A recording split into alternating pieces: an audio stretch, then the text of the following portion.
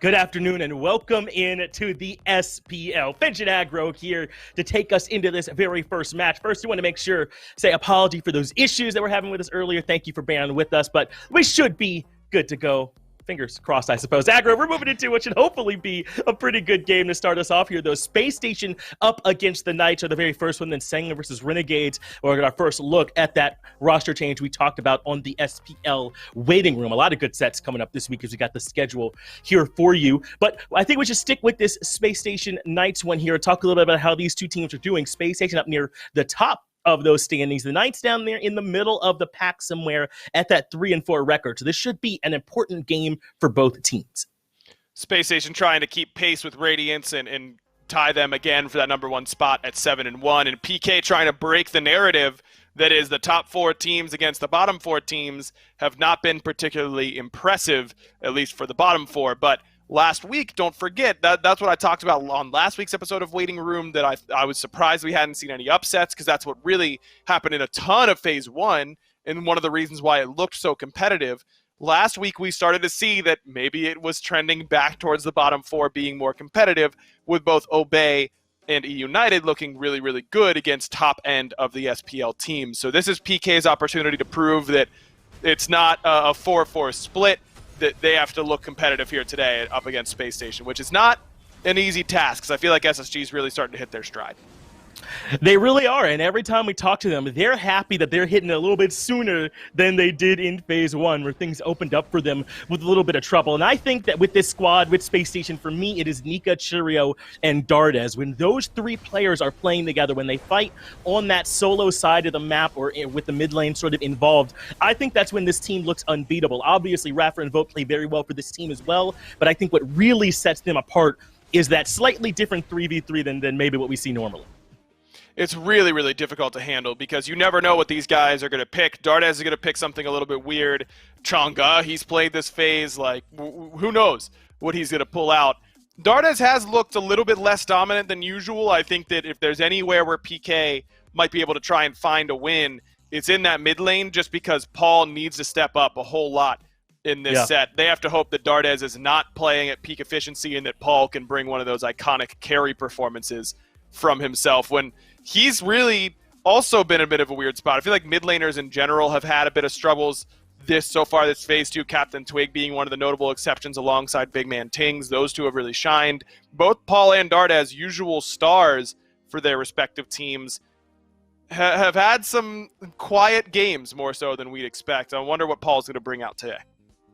They're going to need a lot from this guy if they're hoping to beat Space Station. I think you're right to sort of point out that Paul is one of those pieces they need to be playing consistently. I feel the same way about the jungle. That jungle mid for the Knights, I feel like it's not been quite as scary or strong as it normally is, right? Cubo, Fred is just one of the best that's ever touched it, full stop. That's how good he is, and he's got Paul right there next to him just as strong. And it feels like at times we aren't quite getting exactly what we need from them. But I think it is a team-wide sort of thing where the Knights are not completely playing as well as we know that they can, and hoping that they can bounce back here today up against Space Station. Just not going to be an easy task for them. Let's move into the picks and bans for game number 1 and see exactly what tools these two teams will be taking into an all-important matchup. Space Station will be in that first pick position. And so far, I don't know, have we seen any real big kind of leanings towards first pick or second pick so far? It kind of just looks like sort of to each their own. Yeah, I feel like first pick is slightly more favored right now, but that's kind of what you expect first pick to be, is slightly more favored. So I don't feel like there's a huge disparity in strength on either first or second pick. What I'm really looking forward to in these picks and bans is how PK is going to set up that right side of the map. When they've looked their best, it's been when Scary D is really, really popping off and making sure that Fred is able to reap some of that reward by having his right side jungle either completely untouched and he's able to go and get it all himself, or he's able to start invading because Scary is so far ahead. That's what happened in that PK set, or the PK Renegade set a couple weeks ago. So I'm looking for what PK is going to do for Scary in particular, because I'm also looking at that short lane as a real win condition for them. Well, you're seeing the impact that Dardes could have on a picks and bans phase as PK have to spend both of their bans essentially on things that, I mean, Aphrodite maybe you'd normally ban, but these don't traditionally come to mind when Yamoja, Cthulhu, Freya still out there, Nemesis. You might want to take some of those picks away. Instead, you kind of have to limit Dardes. You take away the Aphrodite, you take away the Hera, and try and bring him down into the realm of mortal men where hopefully you can beat this guy. Yeah, it's really tough, and it's a great spot for SSG to be in. It's a huge part of what historically has made PK very strong, is that you have to ban away so many Paul gods in the first phase. That's starting to go away. I mean, you look at the bans that SSG have here, those are pretty standard. The Persephone certainly is influenced by Paul, but we see Hebo bans, Hell bans, Merlin bans. It's not really needed anymore with the way that this team has been playing. And I think that does really limit them. And you look at what PK is able to, or forced to do because of what Dardes has available to him in the mid lane. It opens up a really easy Amaterasu pick here for SSG. Yeah, get that in Anika's hands, and you're always feeling good. But just as you mentioned, the Knights are wanting to make sure that Paul is comfortable. They pick up that Habois. Now, the Nemesis is still out there. The Freya, as I mentioned, still out there as well. A lot of really strong picks to still take, but the Knights are prioritizing kind of a comfort pick for Paul. Certainly a strong one, not as if they're giving up a lot because he's so good on this Ebo, but maybe not picking what you would normally take from the top. And with this ROM, now there's still plenty of strength to come back around for PK on the backswing. There is, but don't forget this is being played on the live patch right now where bonus balance has gone through. Ring of Hecate has been nerfed, Freya has been nerfed. I wonder if that's going to really change how highly she's valued. So far, it did change at least a little bit, the fact that she got all the way down to the second pick for SSG on the backswing, but we'll see if she's able to bring as much value as we expected. Her early game now even worse than before, and then that Hecate payoff, maybe not quite as strong. I'm definitely going to be keeping my eye on that pick and how Vote's able to pilot it. Well, we see Freya's really struggle in the early game. You're 100% right. Almost always a level or two down because her early game, I mean, it really is abysmal, I think, at this point. It feels awful. Clearing, you can get punished before the ultimate's up as well. It can be tough to just sort of get Freya into full swing, and we'll get our chance to see if it's worth it in the end, paying with that weak early game. It's Sobek that comes in next. Now, I'm a bit surprised you have not seen this Nemesis picked or banned up until this point. I felt as if she was the most valued jungler kind of coming into this set. Is that still accurate, you think, that you would expect to be taking that early, or has she fallen off here some? I think she's still the highest value jungler right now, but with the Hebo lock-in right away by PK, it's not only there to get Paul comfortable, but it's there as insulation against that Nemesis pick. It's the most traditional counter pick for that goddess. The knock-up completely negates the shield. You get absolutely one-shot, even if you lead with your ultimate, because those protections aren't enough to save you from Hebo. And Nemesis' kill potential comes from slowing you, and Hebo's 2 makes himself and his teammates slow immune. So it's just a very, very difficult matchup for her. PK still decide to ban it, but it is enough to dissuade Cherio from picking it in the top 3.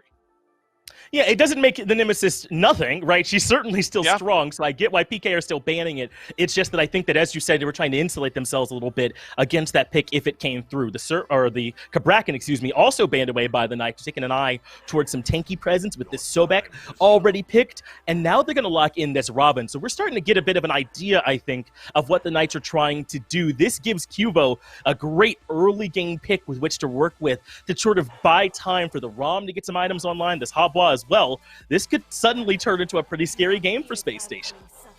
But then you get Cherio on the Kali, a signature pick for him, and one that he feels very, very comfortable on. The late game for SSG here is phenomenal. I wonder what they're going to take in the mid lane to try and get them some early pressure. AMC is a pick that Dardes has liked that I think could be okay here. Not great against the Raven. The Jing Wei is something that I was not expecting, but this is a throwback to what SSG, then Renegades, were playing last year at the SMITE World Championships. I would anticipate that's Jing Wei mid, Freya ADC, because the Freya needs more time in the oven to get ready to fight.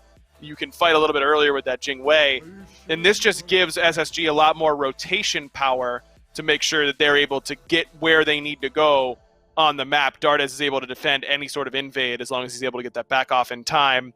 SSG has a lot of strong pieces. I'm a little bit concerned, though, at how well they actually fit together and how well they're going to end up playing in the early game. I mean, I wonder if they're going to have enough AoE with this draft, right? It feels like they could be lacking in that department if PK wanted to snowball. And I wonder about the early game as well, right? I mean, this Jing Wei is not exactly a beginning of the game type pick between the Kali, the Freya. They're kind of going to want to be waiting until they get some items online, more mid-gamey with this draft. I mean, I worry if Cubo Fred's Robin might be able to take this game over a bit. Exactly. That's what you have to watch out for here is the right side of the map for PK. Scary and Fred need to get leads if they're going to win this game, because if this game goes to 28, 29 minutes and it's pretty close to even, SSG should be able to just wipe them with how much CC and damage they have. Right, they got this Ama, this Freya, all these picks that are only going to get better. The Kali, the later this game goes. SSG and PK, game number 1. Let's get it down to Myth and Dulce. Thank you very much, Finch and Aggro. It is Myth and Dolson, or Dolson and Myth, I guess is the right way of wording that. Doug working the cameras for us for SSG versus the Knights. Earlier on in this phase, when these two teams met, Myth 2-0 for Spacestation Gaming. I wonder if that drives maybe some votes at home. Make sure to vote in chat, see how you think this one is going to go. And I want to pick up right where the desk left off. You look at the SSG draft between a Kali, a Jing Wei, Sobek even, Freya. Let's throw Amaterasu in the mix as well. The later this game goes, SSG is going to be feeling comfortable. They are, but how well they're going to be able to transition themselves there. I mean, Soul Lane Nika should be absolutely fine in that Amaterasu matchup. If he's left alone on an island, he shouldn't really have to worry too much about what Scary D's bringing. But Cherio, Dardes, Raffer, and Vote are all gods that are going to scale well into mid-game and even better into the late game, but they don't have very many tools to get them there. Usually, when you put this many hyper carries on one team, looking at Kali, looking at Freya, you want to match it up with some high-pressure duo lane, maybe a support Guardian, then get a little bit more aggressive, or get some clear, an ADC that has fight potential. Right now, it's looking pretty tough. Well, what do we think of this Kali? I mean, I think when the Golden Blade changes first came about, we assumed, somewhat correctly, that these heavy auto-attack focused junglers, the Kalis, the Bakasuras, the Arachnes, would be some of the most important out of the jungle, and we haven't quite seen that as much. But it has that kind of solo carry potential to it, I suppose. Do you like Cherio reaching for the Kali here in this one? I think Kali can work, and I think you're right to bring up Golden Blade. That's very likely what we're going to see get picked up first by this Kali. As far as I'm concerned, Golden Blade is just a means to an end. It's that item that says, well, my fight potential is going to take a hit, my damage output's going to be a little bit lower, but my ability to clear camps, farm up the map, is going to be astronomically larger than just about any other junglers, just because you don't really need to use those cooldowns nearly as often. You could just walk through, auto-attack the big minion 4 or 5 times, and kill the smalls just by the AoE. I think if the strategy for SSG is to play incredibly passive in the early game and continue to farm, that's the absolute best item that Cherio can look for. Well, the votes are in. Chat says 73% SSG, 27% over to the Knights. I think, Myth, if we kind of zoom out and just look at these two teams, 73 to 27 probably does a pretty accurate job of describing sort of my mind when looking at this matchup, where, you know, the Knights have that potential, closing in on maybe a third of my confidence. And I think it could end up being a pretty close set here, depending on the Knights squad that we get. Man, you've got a lot more confidence in the Knights than I do. If I was looking at SSG versus PK, yeah, if I'm looking at them just up against each other, no drafts involved, just on the day, I'm going like 90-10 favored Space Station. Damn. Just because we've seen so much potential from this squad, Dave. These guys look so incredibly strong with their diverse gods. They've got Dardes and Vote, who on any team in my mind would just be able to do it on their own. These guys should be the absolute favorites in this matchup. That's true.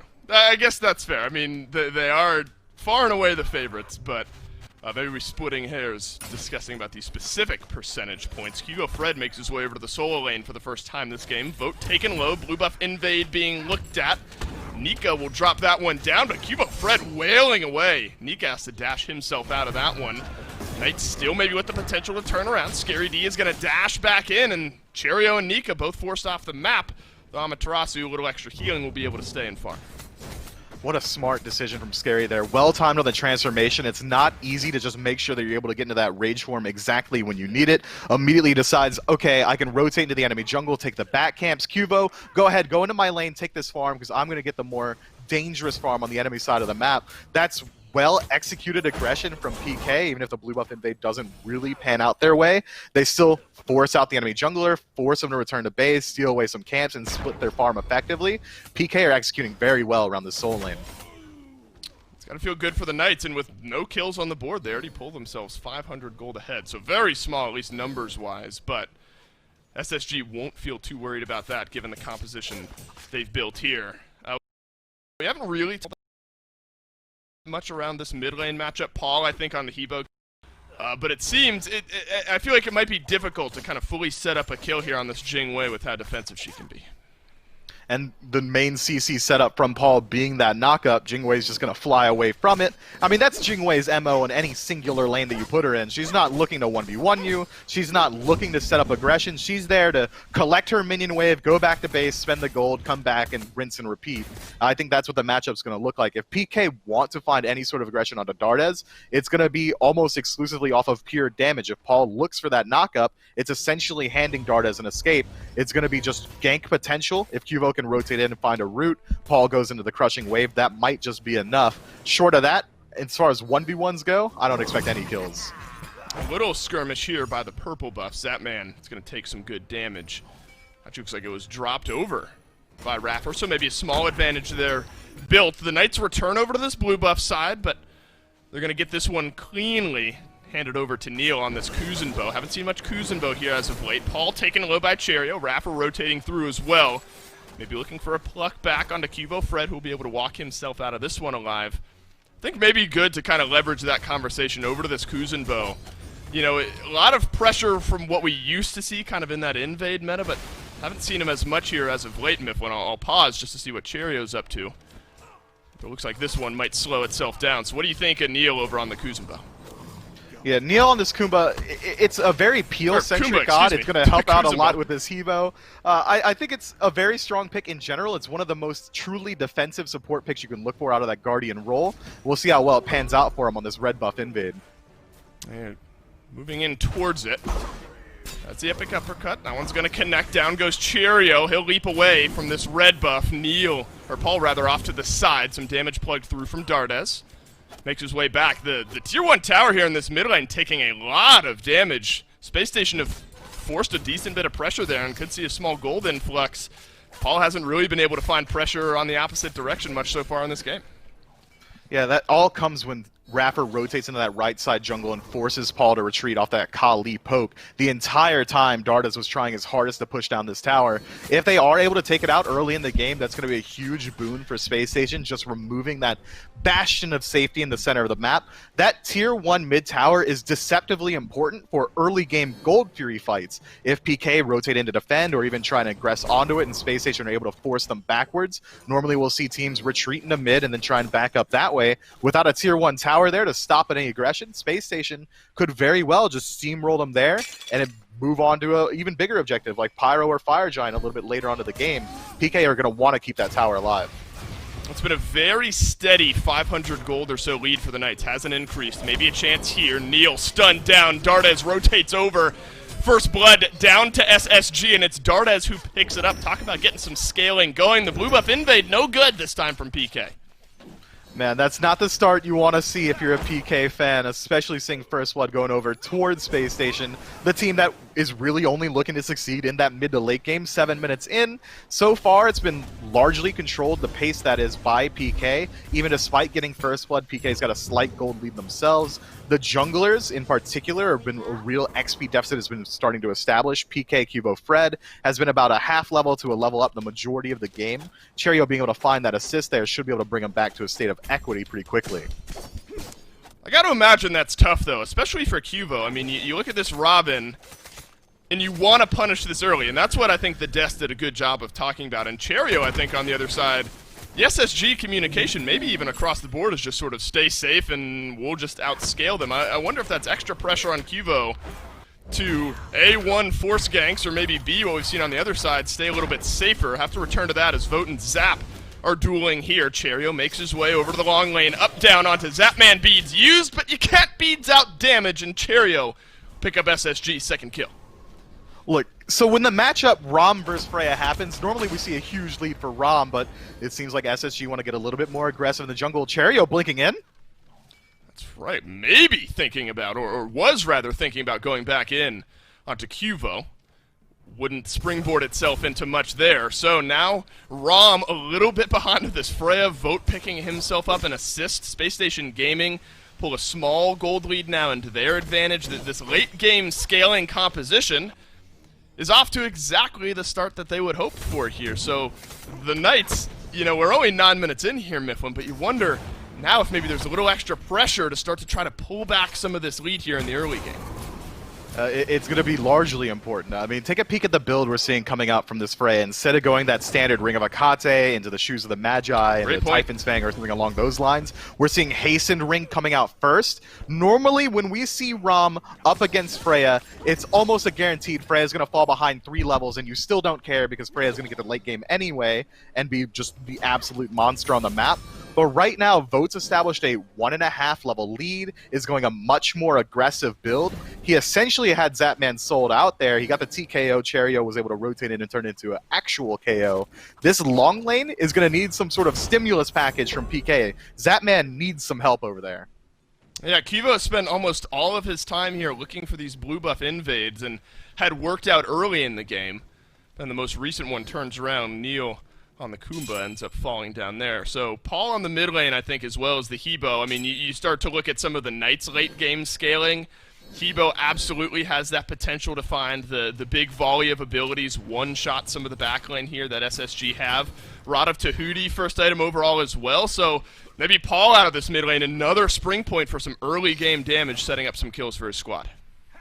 And they've got a draft to work around Paul incredibly well. PK have this incredibly tanky frontline dive composition inside of Kakulin and Ravin. The backline peel is absolutely there. Neil Maj is going to put you to sleep if you even decide to look at Paul, allowing him to set up his damage in return. I think PK have a draft that can work, but they need to really make use of this Ravin in the early game. So far, Cubo's been having an incredibly quiet game, really only putting his pressure on that solo side of the map.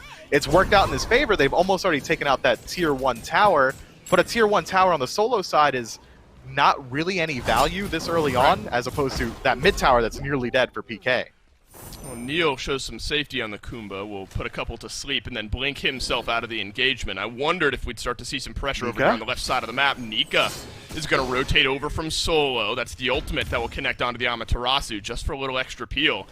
Raffer now blinks back through, looking for the pluck onto Zapman, won't have it. Mid lane tier 1 tower finally goes down. Cherio has to escape here, but Cubo Fred wants to blink back in. Overhead kick gets him out. Cherio has the ultimate, popped it this time. Silence down onto Cubo, dazzling offensive. Grabs the kill. There's a kill in the backline as well as Vote has picked up one. Scary D full on chase now, looking for Cherio with no ultimate, but nice the blink breaks his ankles, gets right out of that one. A double tremble as Scary D gets the kill onto Raffer now, but Dardes is on the chase and Vote is as well. Neil, the only one living. 4-kill swing for SSG. No one respects Raffer more than I do, Dave. I want to emphasize that before I make this point. There is not a shot in the universe that was an intentional pluck on the Zapman. He was looking for Scary D, and he just accidentally hit his way into a much better play, resulting in a double into a Gold Fury. Cherio holding onto his ultimate, perfectly playing off the sound cue from Ravin's ultimate as well. SSG are looking in top form right now. They take out the tier 1 mid tower, they pick up the Gold Fury. Pyromancer's next on the menu. Vote's off to an insane start. 3,000 gold this early on in favor of SSG with this late game centric composition. It's looking good for the boys in blue. Yeah, that might even be an understatement here. Maybe you're right, Mifflin. Maybe I'm way off base saying 27% seems low, because all it takes is that one big swoop and suddenly it's a 3,000 gold lead in a game where things have been 500 at most and then even for the large part of this early game. So now the Knights really backs against the wall. You gotta be careful fighting into this Freya. 2-0-2 now for Vote. Still no Ring of Akate in that build. I find that interesting, but the Freya likely will still be swinging a good bit. Sick juke shoes from Zapman to make sure that Cherio wasn't able to find the aggression there. With no beads, a stun coming through could have very easily resulted in that Rom's life. I like the aggression from SSG. It's hard when you go into a game knowing that SSG really wanted to play passive this early on. They realize that they pull a lead on the early, and they can look for this aggressive playstyle. They've really adapted it on the fly, and it's looking incredibly strong. Now they can put pressure anywhere on the map. Sure, PK pick up a Pyromancer, but instead SSG are going to take out that tier 1 tower in duo, making it much harder for Zapman to farm at this point in the game. SSG are just putting those final nails in the coffin as they start to transition into mid. Knight's able to answer back with a tier 1 tower in the right lane as well. No wave to continue pushing into the tier 2. Pyromancer, as you point out, locked down by the Knight, so the 3k gold lead shrinks down to about 2.5. Scary D, though, being looked at. Dardes hovering just around the side. Cubo Fred here as well. They've got the knock-up on this Cullen. Rage bar low, though. You won't have the transformation in time for this fight. Zapman takes a good chunk of damage from Vote as well, so a small disengage now on both sides. Not much, really. I mean, maybe this is the point in the game where there's not all that much on the map to look for. Maybe that's why SSG are starting to look to push in, engage on some of these fights. So this is where maybe the Knights need to try to slow down and farm things back up, but I don't think SSG are going to give them the chance. There's just not much left to fight over except for this red buff. Vote's here just about alone. Cherio right behind him. Neilbot might be in some trouble. Run away, Neil, run away. And he's able to, but he has to burn the ultimate. How many times now have we seen Neil doing kind of the opposite of what you want this Kumba to do? He's had to blink defensively, ult defensively a couple times, use the sleep to disengage from these fights. SSG have just been piling on Neil, and we haven't seen him have the availability to try to engage these fights for his team. So I think tough going here, whereas on the other side, Raffer has been free and clear to walk forward and find Plex for his squad. I mean, it's not exclusive to Neil, this pressure that he's feeling. Paul as well, Cuvo, Fred, Zapman, all have been under constant pressure. The only one who's been able to look for proactive plays was Scary D through the help of the Robin in the jungle, and even then, all they find is a tier 1 tower. Oh, it's a nice double stun, blink in from Cherio, but he'll have to leap away here. Like the idea from SSG, they want to continue pushing this forward and try to build this lead as best as they can. 15.5 minutes in, still hovering around this mid lane. Knights realizing maybe safer in a group, but maybe that's not the case. Scary D being looked at on the back end by Nika. Is this Fury now maybe 1 minute and 10 seconds left away? That's maybe why you see SSG start to pivot over towards this left side and drop some ward coverage.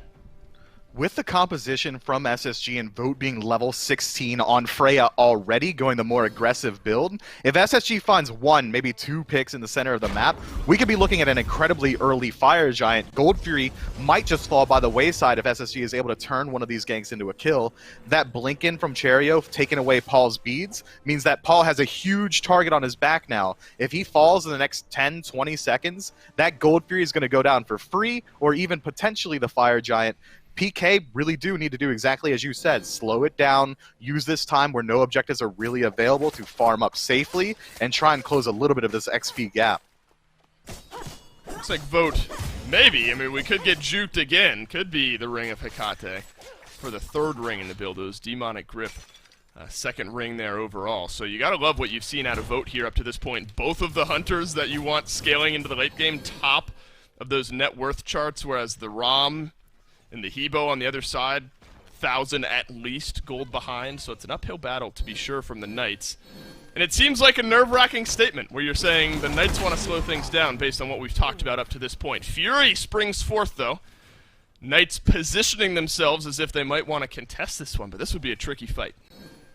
That was an early TP from Scary. It seems like the Knights thought Gold Fury was already pooled at that point. So now that they've already committed that 1 mobility relic to getting over towards that Gold Fury side of the map, PK really need to win out on the initial engagement. Normally you'd like to see Scary D walk over, poke out the enemy team, trade out a little bit of his health bar, back to base, TP in, and then look for that secondary engagement.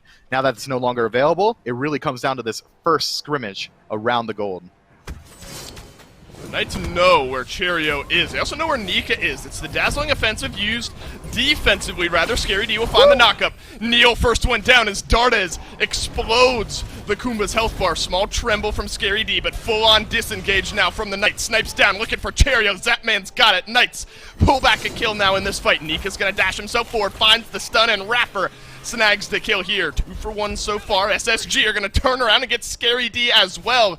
The Knightsmith were just looking a little disjointed. A kill here, a kill there. And ultimately it's 3 for 1 and an Oni Fury on the back end. Paul has to trade out all of his relics, so there's no re-engage potential into this gold tree. Had he maintained his blink, we might have been looking at a potential steal situation, but he loses out on beads, preemptively trying to avoid the charge prey from iRaffer. It's still not looking good from PK. Again, they have the right idea. They're moving in. They're trying to make sure that the lead doesn't get extenuated anymore by Space Station, but situations like this keep arising, and now Cuvo's likely dead. Oh, and he is, and Raffer will get the kill there. So you start to look at the kill feed now. Cuvo Fred dead for 40 seconds. I mean, this is about as open of a fire giant as you'll find for Space Station Gaming, and it is melting.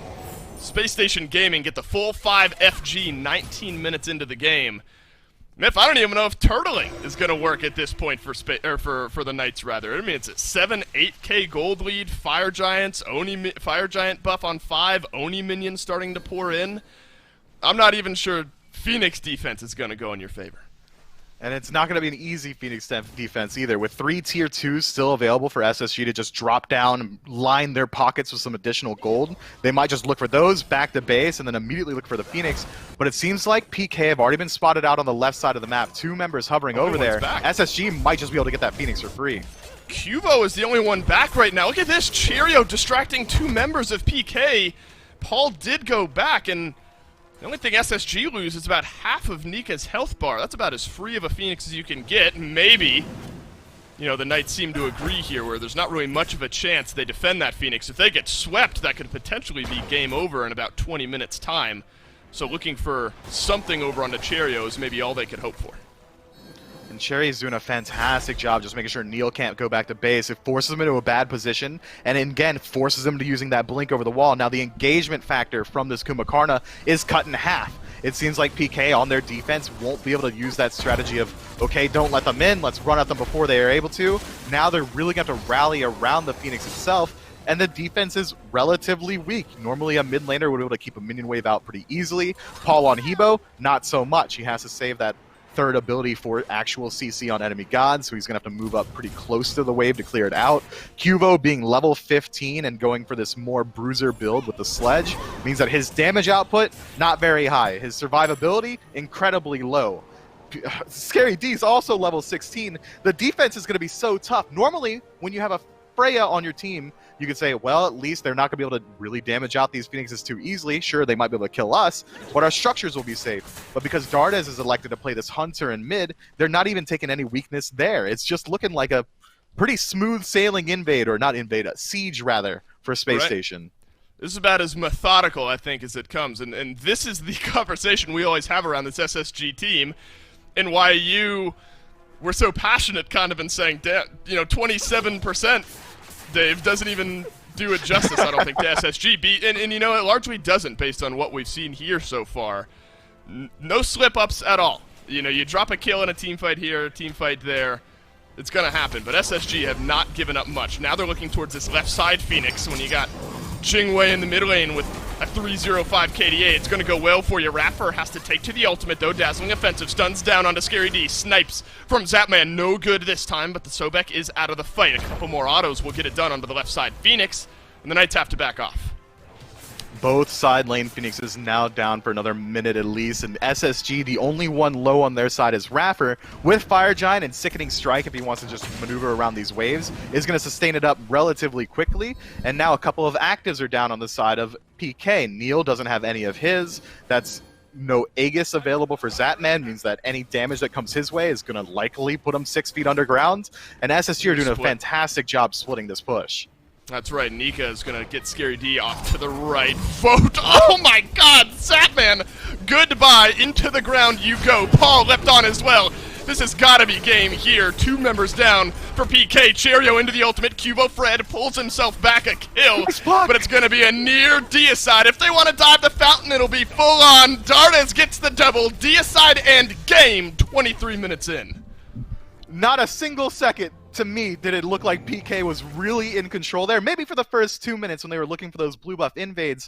Cubo needs to make some adjustments towards that duo side of the map. They need to make sure that Zapman isn't getting run over by a Freya in the early game. That's her weakest phase. If you allow Vote to just rotate through, pull a couple level leads, then rotate into a team fight, you're not going to win the game. Freya needs to come into every single team fight 2, 3, 4 levels down.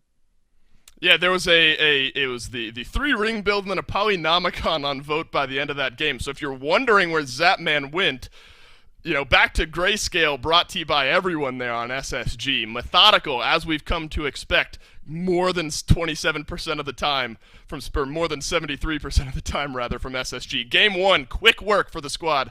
Go back to the desk to tell us how we got there.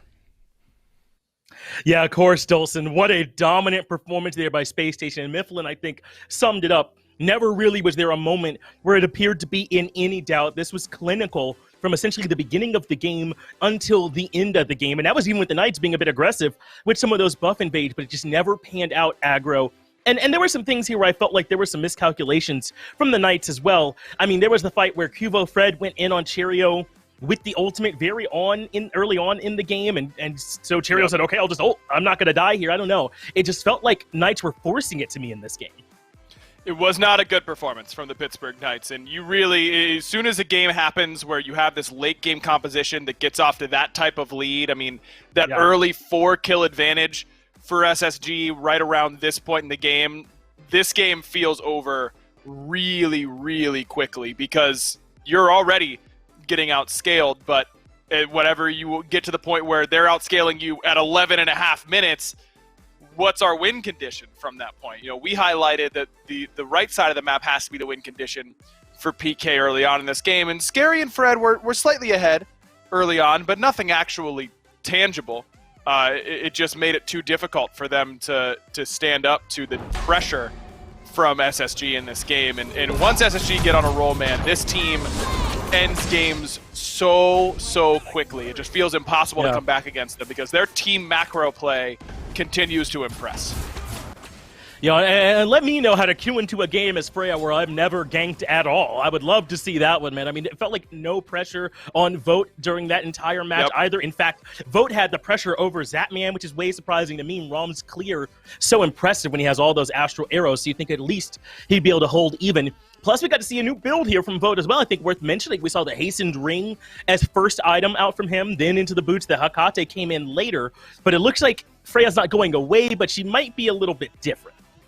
I like it. I like the Hastened Ring. I think that's always been a huge power spike for her. Hakate was just so nuts that it was worth buying anyways early on, but overall, I think that this build is one that we could see a lot of success with if you're a Freya player, because you just become unboxable as soon as you get Hastened Ring, because when you hit 2 and auto-attack the enemy god, they're slow, you have true haste. How do they ever survive? And then you pop the 1 once you slow them a couple times, and you're just killing them before your pulse is up. It's really, really hard to play against. I think this could certainly be the way we see Freya built into the future. Hopefully, we'll keep our eyes on how Freya is built going forward, and perhaps we'll see a little bit more of that. Also worth noting, I felt like the front line for Space Station Gaming was very strong in this game, too.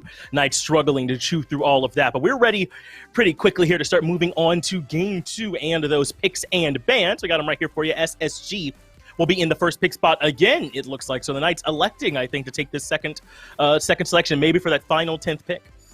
I mean, that Amaterasu first pick is difficult because she's a very, very hard god to set behind. It's not like it used to be way back in the day.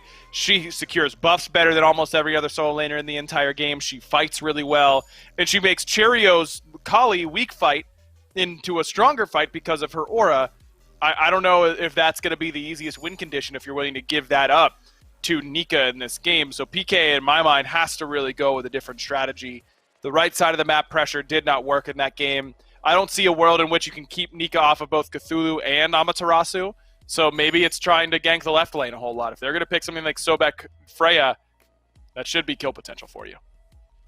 You'd think so. Being able to go over there and bully them shouldn't be too hard. So far, though, Aggro, these bans are looking the same, exactly the same so far, and I don't know if we'll see adjustments in these very first few bans. Maybe the Knights are looking to take away the Ama, but sort of as you said, you're banning Cthulhu here last time, so does it make much difference? But this is sort of a mid-ground, right? You ban the ROM here instead. That means that you get your choice of, or not your choice, but whichever one's left over between the Cthulhu and the Amaterasu. So maybe you can battle out better in solo lane that way. Plus, you get the Freya if you'd like. So this is interesting from PK. I imagine they'll go Cthulhu and Freya in this spot. Could also go Nemesis if they so choose. Yeah. Maybe some temptation to take that Hebo away from Cherio once again. I think that you might be able to not pick the Cthulhu at all in this spot and wait until the third pick. You go something like Hebo and Freya together or something along those lines, but looks like PK want to keep that Jingwei out of the hands of Dardes. This is just confusing to me, though, Finch, because Jingwei, when you see Jingwei picked this early, it's almost always because you don't want to telegraph the rest of your draft. You don't want to give up a whole lot of information. You change your bands, and then you go Jingwei Kuzenbo. The Kuzenbo makes more sense to me than the Jingwei. I think they will take Cthulhu in that third slot, but nothing there priority for Paul, nothing priority for Fred. I don't know. It's not. It makes sense. It's not bad, but I'm just a little bit surprised at the direction that PK went.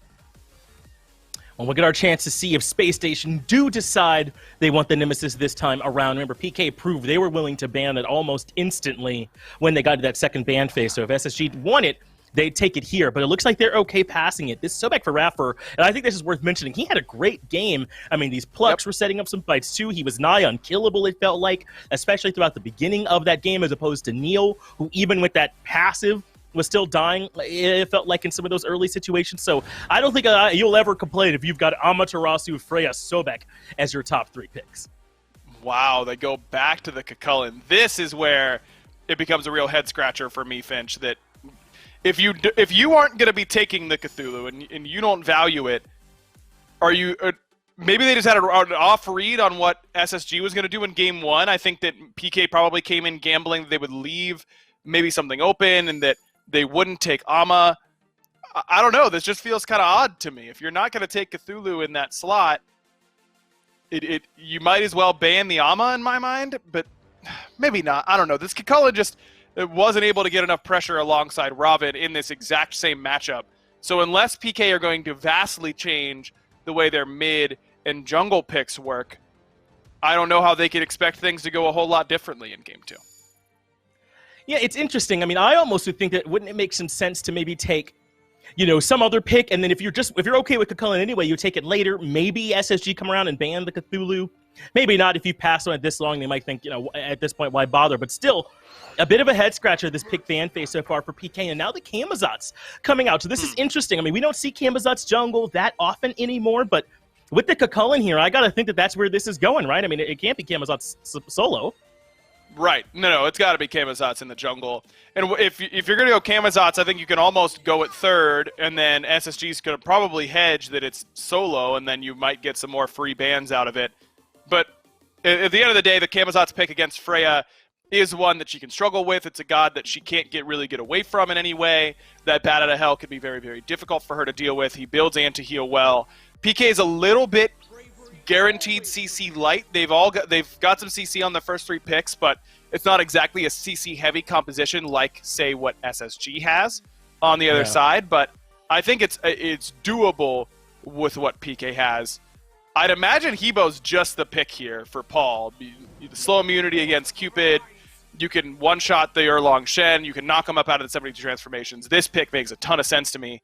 But it feels a lot like Game 1's composition, Finch, where this composition does not have good comeback potential at all. And when you get absolutely manhandled in 22 minutes, I'd kind of be tempted to pick some comeback potential in my draft. PK has really got to do a better job in the early game this time around. Right, and just to make sure it's clear, this is a composition that isn't going to provide a lot other than damage, and if they're behind, they're not going to have that much damage, right? How valuable are Cucullin or Camazotz or Hebo if they're behind, as opposed to maybe some other picks that could still find some value, even if they did fall a bit behind? Meanwhile, as you said, SSG now have a ton of just team fight potential, don't they? With this Ama, with this Sobek, with this Cupid. And then to help get them there, this Erlong Shen can sort of bridge that gap as well. Cupid's certainly not bad, even from the beginning of the game either. Yet again, I think Space Station drafted a composition that makes sense to me throughout multiple stages of the game, whereas PK, not only am I not 100% sold on the order in the way that these picks were done, but even the final result that they have here does seem to be a little lacking. I mean, you look across the board at the strength of the characters of each of the 2 teams.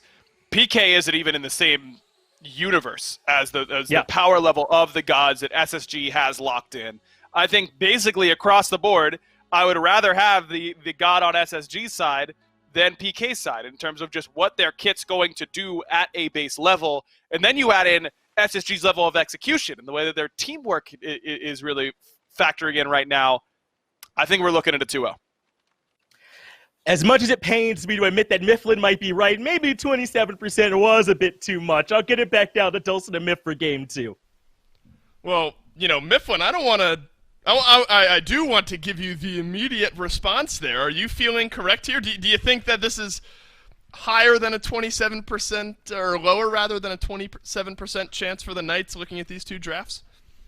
Look, Dave, I think I'm right. I always think I'm right. So I'm going to go ahead and transition this smoothly into another point. I smell fear in the air from PK. 4 out of 5 of their bans were directly targeted at Dardes exclusively. They didn't ban out meta picks. They didn't ban out just individually good god picks. One of those bans was AMC. One of those bans was Hera, Aphrodite. They're all looking at Dardes because he was able to find that huge stamp in that mid lane despite playing a low-pressure god last game. Now he's playing Cupid. Now he's playing a god that can actually bully Paul. It's so hugely concerning. And Cherio, instead of taking this late-game hyper-carry Kali, says, okay, you know what? Vote had such a good performance last game. I'll pick something a little bit more early-game-centric and dominate on it. Maybe 10% was too much in my mind. I'm going like 98-2 favored SSG. All right, well, we'll see if the Knights can put some pressure elsewhere on the map. You think back to what Cuvo Fred was looking to do early in Game 1. I mean, there were the repeated blue buff invades. They worked out early till Neil on the Kumba. He is playing Kuzenbo this time, so looking into the future there. Kuzenbo for Neil in Game 2. Hopefully won't die over by that blue buff. But I think Finch and Aggro kind of aptly pointed it out, and it's another good point to be made here. There's another Freya for Vote. You think you've got to see a little extra pressure from Cubo Fred on the left side of the map at some point in this early game. I would love to see it. And he picked a god that can match up in a vote pretty well. That Vampiric Bats is such a huge damage output, and even if Valkyrie's Discretion comes through, you can hope that the dot damage will be enough to find the kill. Zatman losing out his beads very early on in the laning phase means that Raffer can just look for another charge prey, very easily lose his life early on. And I think he does his job, and let me precursor this by saying that. I think it's what he's meant to do, but Sobek is so annoying, man, and so is Cupid. Dardes finds first blood as Cuvo Fred goes down. That's just a standard old 2v2 in mid, and Cuvo apparently got caught out. I'm sure we'll be able to get a look over on that side. But that presence of this Sobek, we've seen so many of these like aggressive supports, Guardians kind of being picked up here recently. Sobek is maybe at the peak there, where one pluck burns your beads, the next one, you might as well just be dead later on. You do have to be careful, though, of the Kuzenbo on the other side finding some push pressure as well. So the Knight's able to turn around some pressure if they find, maybe another push or two, though Vote still has beads here. Cubo Fred still hovering close by. So looking, but he's standing right on a ward, so SSG will be able to back themselves off. No good this time around from Cubo.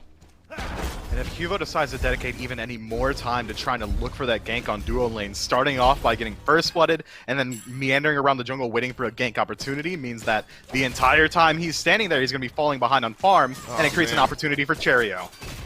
Level 3 gank from Cherio. Scary D rooted down, taken down. SSG in faster form than they did in Game 1 are now out to a 2-0 lead, good for about 1,000 gold lead. Remember, it was kind of that juggle back and forth, 500 gold lead for the first 10 to 12 minutes of the game in game number 1. Now SSG are really pushing it. Paul has to burn the beads and the knock up there, but Cubo Fred has to leap away. No mana, half HP. That's a speed buff over to Cherio. Bad to worse for the Knights. It's looking so bad. At least in last game, PK had that one place they were able to find some sort of dominance on the map, being the enemy blue buff. This time, Spacestation has taken away the early game first blood for themselves. They've invaded your blue buff, your speed buff, your back camps. They're looking for constant pressure, stripping away actives on cooldown. I mean, Paul, level 4 on this Hebo with no beads available. Paul might as well just be minion number 6 on the wave there once Cherio decides to rotate back into the lane. This dominance from Space Station out of the jungler in particular is creating an environment that's allowing Boat to, again, free farm up on that duo side of the map. Finch said it last game, if he could just figure out one way to get a free farm lane with no ganks for a Freya, it would be phenomenal. Seems like Space Station have done a good job of creating that scenario yet again. Boat one level ahead of Zapman. Something to keep our eyes on there. It's sort of the opposite what we expect. Call it a half level lead depending on where that minion wave is pushing. So you start to look at what went wrong for the Knights in game 1, and it was really this big snowball-y fight that kind of ran things out of control. If you're the Knights here, you're trying to take some data points away from what happened to you in game 1, similar scaling potential for SSG in game 2. Are there any immediate changes you can really make, or are you in full-on farm mode, trying not to fight? What are you thinking here if you're the Knights? You gotta look for some sort of early game lead. Aggro pointed it out already that the Knights' draft doesn't have comeback potential, so being down 1,200 gold, not where you want to be. You gotta look for constant aggression. Dardes loses out on his beads and is able to dash out of the tower. Well played from Neil, and it's gonna have to be Neil burning the beads because he's really the only one on PK that has any really confirmable hard CC. SSG move their way into the blue buff now on the Knight side of the map. So it's you've seen a speed buff get stripped away, now a blue buff over here. That obviously lends us to believe that Cherio's going to be looking towards another speed buff invade. Raffer's going to blink in, find the pluck back onto Paul, rolls out the carpet here, root nearly enough from Cherio. 9 turns blessing now over onto Cubo. Fred has the bat out of hell if need be. Zapman is rotated over, but so has Nika. It's the bat out of hell for Cubo Fred to move between the tier 1 and tier 2 towers. Raffer will spring forth, has a pluck, and maybe a second or two. If nothing else, SSG have bought pressure, and now another successful invade on the speed. Invade my speed once, shame on me. I shouldn't have let it happen. Invade my speed twice, throw up the F6 vote. It's the most frustrating thing that could happen to a jungler. And now Cubo's already limited farm, being a jungler, not having waves just walking at you, is getting stripped away by the enemy team. The rest of his team is pretty far behind as well, so even when he farms up those red camps, those back camps on the opposite side of the map, he's going to be 2 or 3 man splitting it with Paul and Neil. His farm is coming few and far between, and that's why we're starting to see this 2-level disparity coming in favor of Cherio. These are always the tough ones to kind of look at as, you know, a Knights fan, of course, but Aggro, I think he worded it very well. It's like game 1 was over 12 minutes in, and you and I are just kind of watching the rest of it unfold for the last 10 minutes. At that point, it was just waiting for the towers, the Phoenixes, and the Titan to fall. It's not as drastic here in game 2 just yet, but a 2,000 gold lead in half the time that SSG built that in game 1 does lead for some concern. Now the mid lane tier 1 tower is down as well. You talk about being able to wrap in behind these red buffs, these speed buffs. The Knights need extensive ward coverage on their side of the map because Cherio's just going to keep doing this, keep making his way in, trying to look for something. I'm going to pause and see if the blue buff invade will be there. It is 9 turns blessing on the Cubo Fred. Cherio does so much damage. Gets the heal here, but Neilma in on the rotation as well. 3 versus 3. Push back in onto Nika, but the Zama's not taking much damage. Fields of Love down. Neil has to pop the ultimate there as well. Dazzling offensive, no stun. Nika the lowest of the bunch, but Pittsburgh Knights definitely behind on the health meters. These invades are so strong from Space Station. PK are going to need to make an even more concentrated effort to put up any sort of defense there. I'm talking 4 members strong on the blue buff before it spawns if you want to stand between Space Station and that invade. And so far, it hasn't really come through. You pointed it out, Cherio's damage is insane. We got to see Cubo's health bar at 50%, and that's after the Vampiric Bats has already healed him. And there's really no anti-heal online for Space Station just yet. It could be a Brawler's Beat Stick coming up for Cherio. I'm thinking it's more likely going to be a Crusher to feed into that attack speed and the steroid that Erlang Shen brings. But there is a silver lining for PK. Space Station's late game draft isn't nearly as individually strong as it was in game 1, so this lead doesn't mean as much as it would have had it happened in game 1. There's no Kali they have to worry about.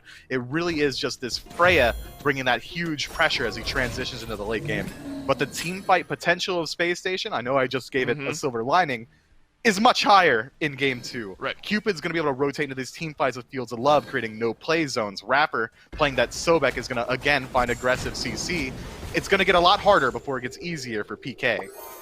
Well, Mifflin, the no-play zone for the Knights right now is their entire map outside of, like, the Tier 2 towers, it seems like. Every single time somebody from PK walks into their jungle, there's an immediate answer from SSG. The first big objective then, I mean, outside of just stripping away these jungle camps, and I think well done by Spacestation. You find some early kills, and now you push that lead through stealing away farm and jungle camps. The first big spike now we might see is later on here around this Gold Fury fight.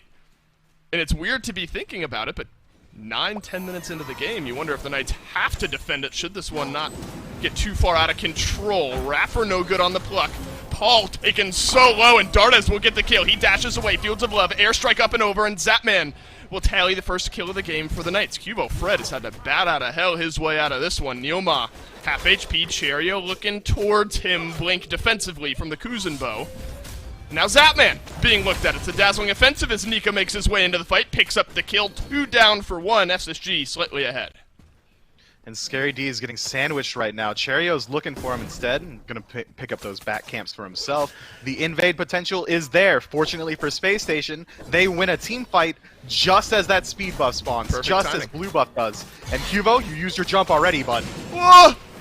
My god, goodbye Cubo Fred as Raffer will pick up the kill there. This is a good opportunity to put Cherio a little bit behind, and Paul will get the kill. Finally, this Hebo will snag one for himself. So another invade, this time even, as Cherio and Cubo Fred will both go down, but Cherio certainly happy that he's able to assist Raffer in picking one up there.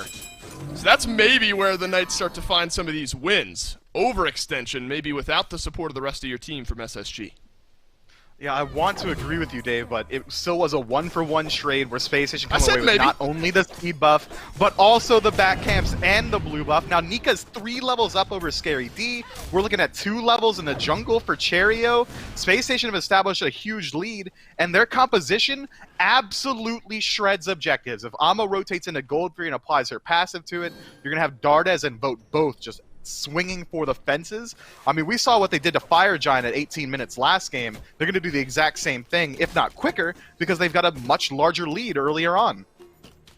Yeah, it's 2 in the solo, 2 in the jungle, 2 in the mid, 2 in support, 1 level lead for Vote over Zapman.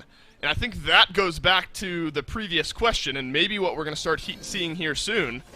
If this is the type of objective the Knights have to step out. I mean, if this is a free Gold Fury for SSG, this gold lead balloons almost out of control. So you at least maybe have to hover around and look for a steal. If we're operating under the assumption that the Knights have no comeback potential with their draft, and I am very in agreement with Aggro there, they have to step up to every single objective that Space Station starts. I don't care if they're 10, 12, 13,000 gold down as an entire team. If Space Station's on Fire Giant, if they're on Gold Fury, PK are going to have to put up a defense because every single fight at this point is the best fight they can hope for. Is this that might have been blue buff like number 6 that has gone down for SSG. Here's a big time collapse. Cherio taken down by Cubo Fred, and Nika will answer with just a stun over onto Scary D. Deleted now by Paul. So SSG bite off a little bit too much. Great early rotation from the Knights. Can't count them out just yet. They pull this one back, but Mifflin, yeah, they pull it back to now just a 3K gold lead at 12 minutes, right where we were in Game 1. But every journey of 1,000 steps begins with just one, Dave. That's a good start for them, but SSG are no amateurs. They're going to be able to pull some pressure back on the opposite side of the map. They're going to look to fight again. Zapman has to airstrike away. This is a 3 versus 4 engagement. Scary D deep on the right side of the jungle, looking to answer back with a small invade of his own. So limiting your losses there. Good from SSG. A small spike downward, 4K XP, 2,500 gold. So Space Station's still in a very comfortable spot, but maybe that's the good microscope there. The Knights realizing maybe a telegraphed strategy from SSG. We're going to go to this blue buff on cooldown and know that Cherio and Nika are going to be there. And let's respond in kind.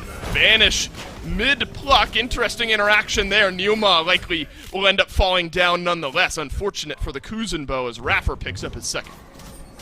What disgusting overkill there. The pluck stopped Kuzumbo's dash. The banish stopped the pluck. Either way, that man wasn't allowed to move, and we're already seeing the damage output that we can see from Freya. Instead of going with that demonic grip hasten katana build that we saw last game, instead going for the Ring of Akate, I think that the build we saw in that last match from Vote was a direct correlation to, okay, I need to get my power spikes a little bit earlier on, I need to get my pen earlier. Now knowing that he's the late game hyper carry, he could play a lot more for that late game. Big fight here. Vote knocked up. Uses the Valkyrie's discretion. Aegis from Zapman saves his life. Vote walks his way back towards Raffer, who ends up picking up the kill. It's a killing spree for Paul, but Raffer on one as well. Now, the Sobek in a bit of an awkward spot as Neil will push him back beneath the tier 2 tower. Likely another kill going over to Paul here. So now 4-1-2 on the Hebo. What looked muddled, what looked nerve-wracking at best for the Knights earlier on, maybe has a clearer image now, and it's Paul affecting all 6 of the kills. And hasn't that been the story of Paul since day one? Just an absolute menace in that mid lane. And now the sole lead for PK, about 1 level up over his lane opponent, Dardes. But even then, we're seeing that the rest of his team is still fighting at a huge deficit.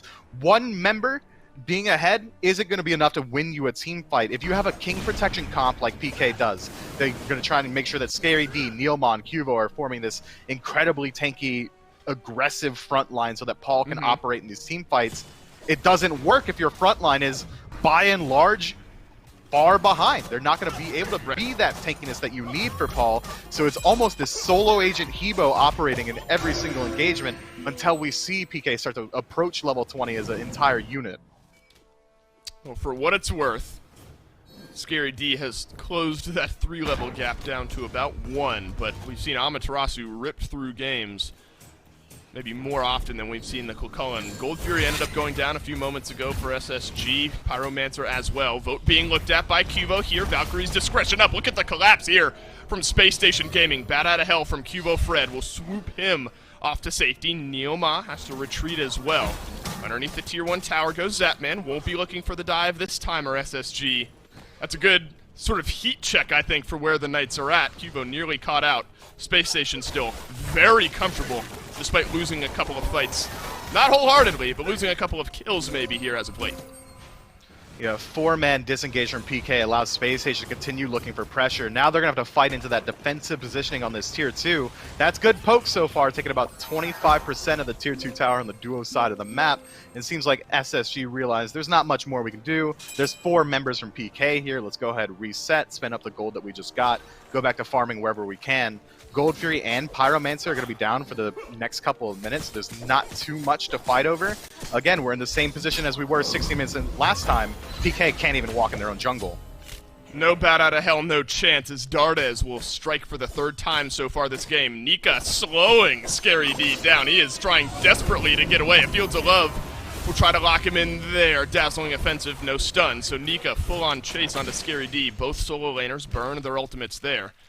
That stick potential from the Amaterasu, nerve-wracking, I think, for the Knights to fight into.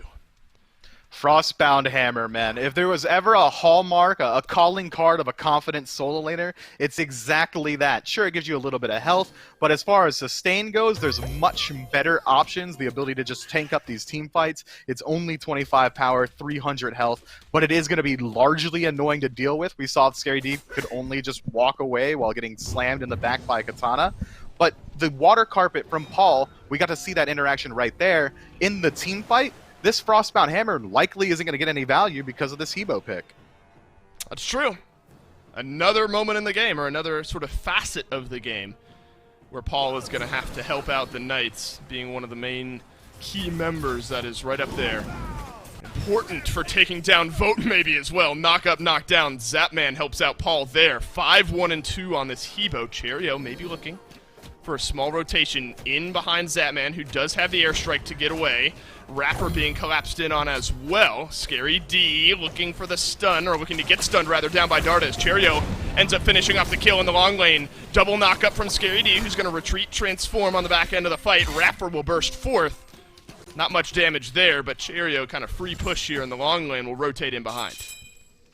PK is not allowed to exist on the map if Paul isn't within 10 units of your allies. And now Neilmaw is going to get the receiving end of that. Should have been standing next to Paul, buddy, as he goes down to the grave. Oni Fury respawning in the next 2 seconds. All of SSG on that side of the map. They can easily look for the tier 2, then fall back to it, but instead it's going to be a split push. I'm wondering what happened there to Zapman. I mean, both relics are down. I think they were up before Cherio made his way over, and the airstrike's still on cooldown, so wonder if there was an opportunity that wasn't fully taken to get away, but either way, Zapman now back and respawn. Another Fury taken.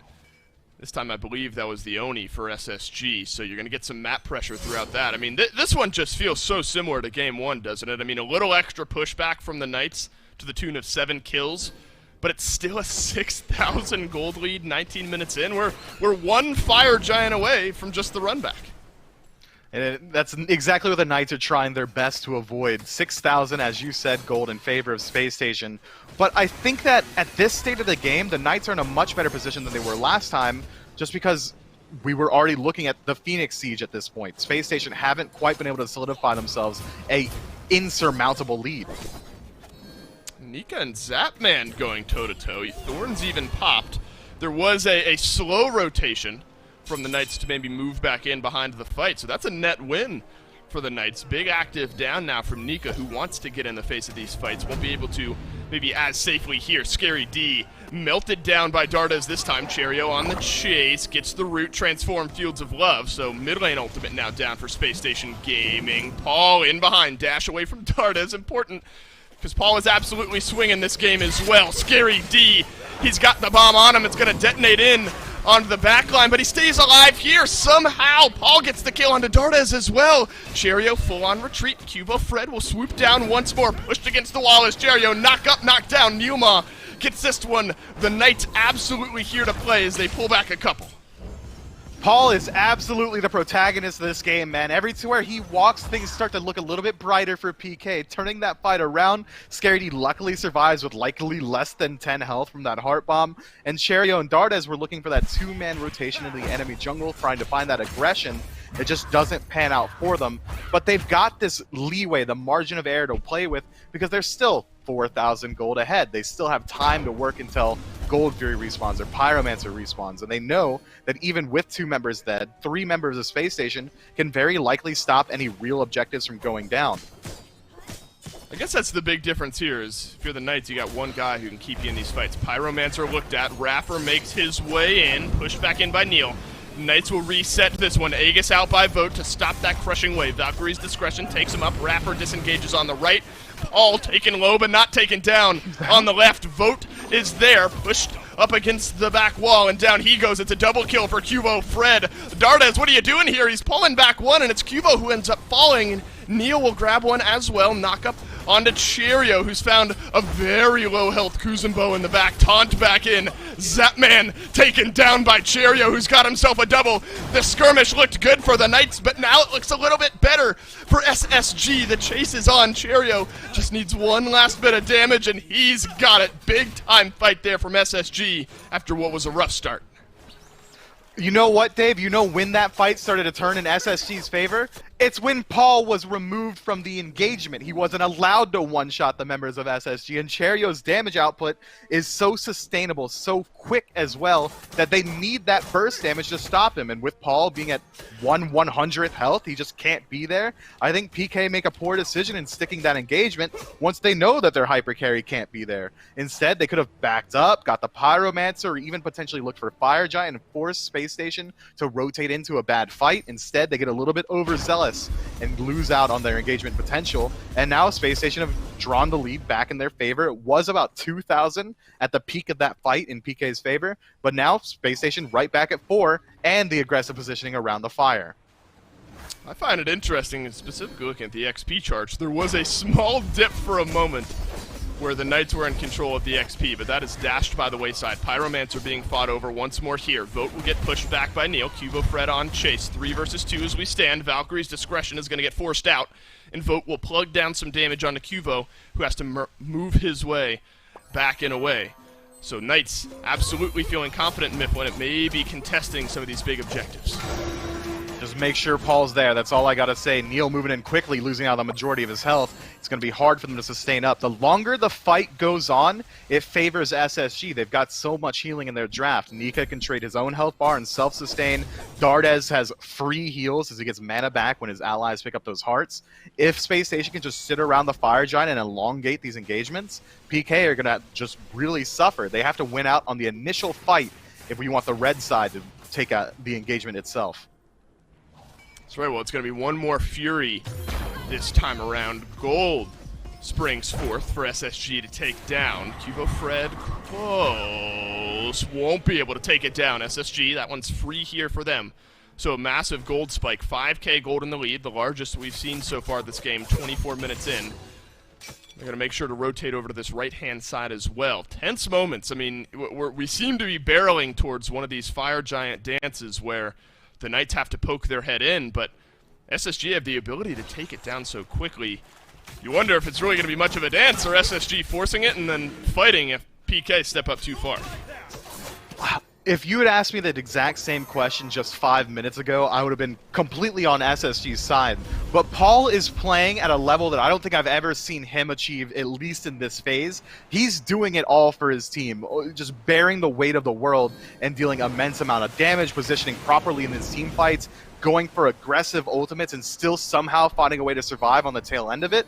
It's going to be hard for Space Station to fight into the raw damage potential that Paul has, especially considering that the front line on the side of Space Station isn't really all that tanky into this Hebo. We've already seen that Nika is relatively squishy, electing to pick up this Frostbound and Berserker shield so early on in the build. Paul's going to have one-shot potential on just about everyone. Space Station are going to have to address him very early on in the fight.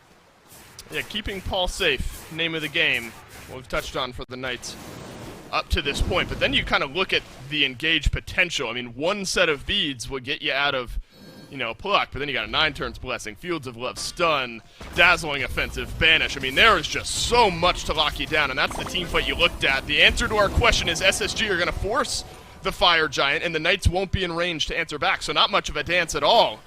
As Space Station Gaming will get the full 5-stack buff. Pluck back onto Neoma, but a knock up from Paul will separate this engagement.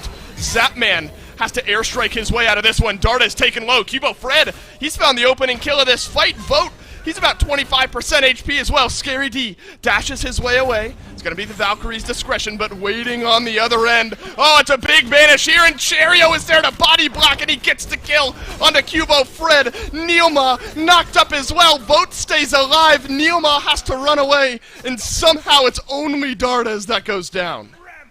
Cherio is an absolute chainsaw. There was almost a slight mishap there when Rapper landed the pluck. Tosses him straight at the one health Freya, but the tail whip was just enough, and the abilities come back up, Radiate and Pulse, got that lifesteal on it to just make sure they're able to sustain up through that engagement. Darda's getting picked out early on means that the main source of objective damage for Space Station is going to be without Fire Giant once they work their way into these Phoenixes.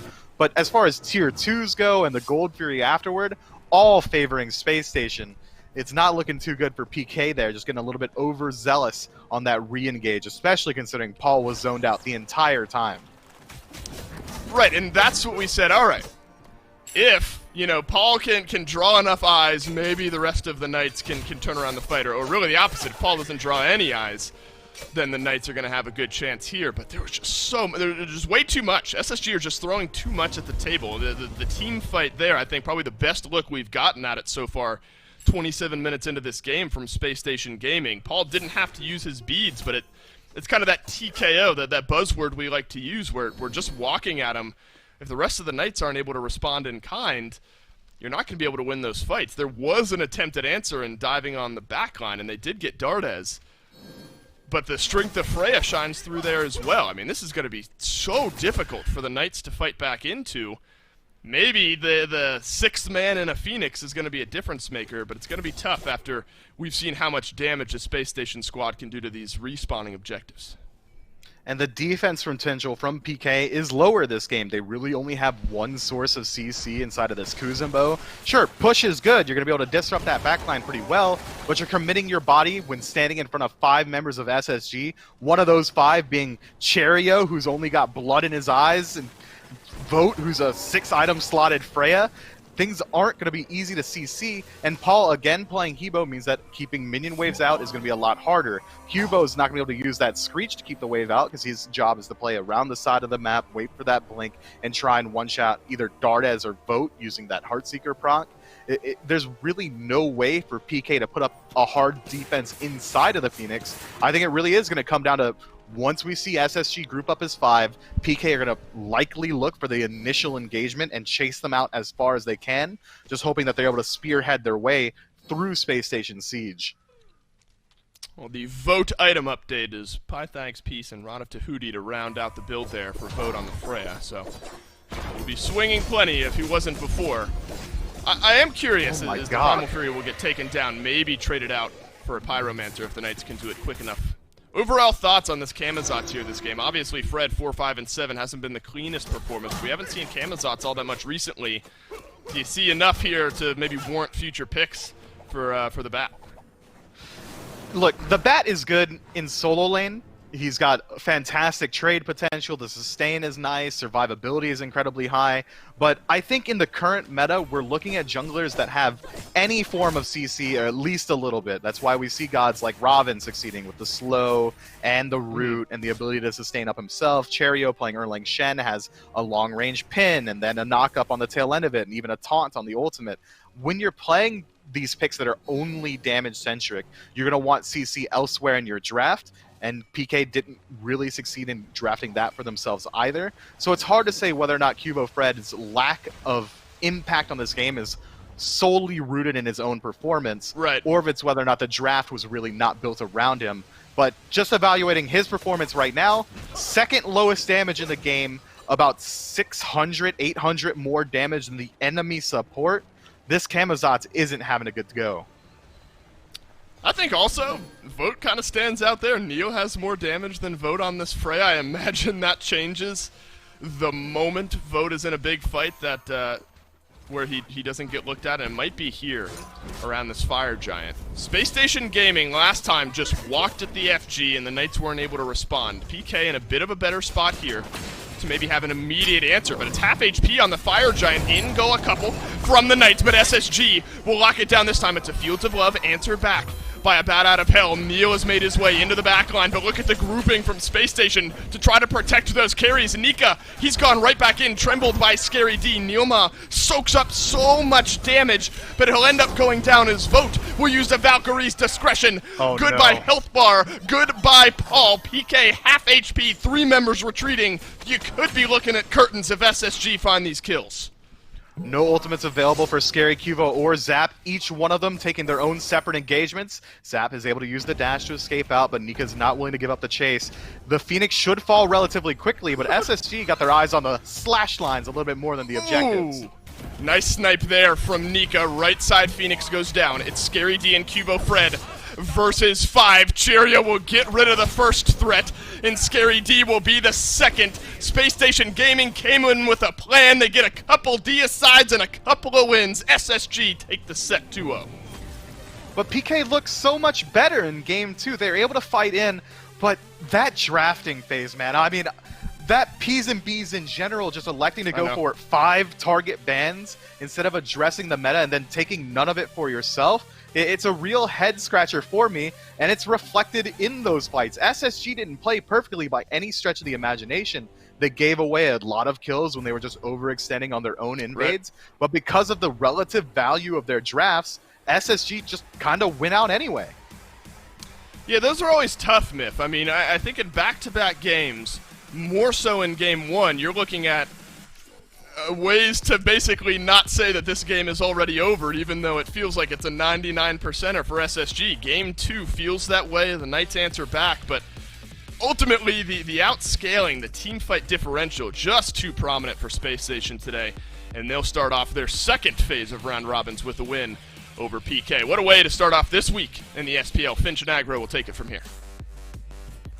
Certainly will, Dolson. What a game there from Space Station. The Knights looked better in it, but not enough to win. If you're a Knights fan, though, and you need something to try and pick you up, then let me remind you, if you for some reason have not gotten it just yet, that you can enjoy the Avatar Battle Pass right now. Pick that up. You get the Zuko Susano skin right away when you pick it up. Then you get to unlock the Avatar Aang skin for Merlin. You get to unlock the Korra skin for Scotty as well. You get a bunch of cool stuff as you level up throughout that Battle Pass. So pick it up right now. Enjoy one of the coolest crossovers we have ever had in our game that brings me joy every single day, and it'll let me, feel a little bit better to know that you picked that one up. Now, Aggro, we have the difficult task of trying to dissect what went wrong there for the Knights in that game, because Paul is about the only thing that went right, I would say, on the Habwa. Where did this one get so off the rails for him? Early, and not just in the draft phase either, but in the draft phase, number one, and first and foremost. But after that, the execution on the map just became impossible as soon as Fred fell really, really far behind on this Camazotz. Yeah. We talk about gods that don't do a whole lot when behind. Camazotz is up there. He doesn't have anything except for damage, and Cherio got really far ahead really early in this game and just ran it afterwards. A fantastic performance from him. He looked fantastic on this Erlong Shen. It's about time other people started playing this character. It's Cherry, Sino, these guys have been making this god look good for a long time. I don't know why we went away from it, but I'm glad we're back to it, because this god, I think, is incredibly potent, and I think that we're going to see other junglers start to pick it up. But Cherry, this fight in particular was huge. The fact that he gets this delayed triple in a fight where it looks like PK might actually be able to claw their way back into it, Cherry effectively shuts the door with a great fight here. And I thought that was one of the fights where you saw Gardez's value. This is another great example of that, too, where he's able to get up to the air and buy some time at the Valkyrie's discretion, where he's able to get the two-man banish, and they still can't kill him. And then the peel comes in from Cherio and Raffer, and they provide that support. I think the Knights did a great job of limiting vote on this Freya. Look at his KDA, look at the damage output that he had. He did not get to play Smite today. But the problem was it was just too much damage from Cherio and all that space that was left from him. That's why I think the sustained damage build, the Kins, the serrated edge, the toxic blade, the berserkers make so much sense. He was able to, throughout the entire fight, provide so much damage and value. He was great. 9-3 for him, the best slash line in the game for sure. But again, want to bring it back to Paul. 6-2-6 on Hebo, in a game where your team is getting absolutely shell-shocked throughout the early game, and Paul is still able to put up those numbers. We would have been on this desk 10 minutes ago if it weren't for Paul's performance. So he deserves a lot of credit for this game, but unfortunately, it's a team environment. It's a team endeavor. Can't just have one person performing. The rest of PK needed to step up a little bit more. And we just really weren't able to see it from them, right? Zapman lane against this Freya twice in a row. That's not very easy. Scary D falls behind to Nika twice in a row on the Kukulkan, right? That never really got off the ground either. I think you were right to bring up picks and bans earlier. I wonder if they came in just with the wrong tools. It really felt like they did not have much of an answer to this pressure. Plus, Cherio was all over the map. What first or second blood was him ganking Nika from topside over there at solo. How often do you expect that? But that does mean now that Space Station get to stand up near the top of those standings alongside Radiant at 7-1. The woes for Pittsburgh Knights continue as they drop to 3-5.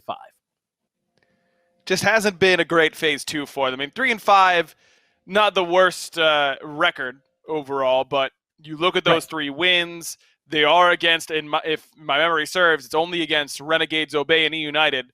And they haven't looked particularly good against the top 4, if my memory serves me properly. PK, I think the right side of the map is where they either look really good or really struggle a lot of times. Nika obviously outperformed Scary today. Fred, for my money, has had a very, very rough phase number 2. I think PK in general need to get that right side of the map in order if they want to bounce back.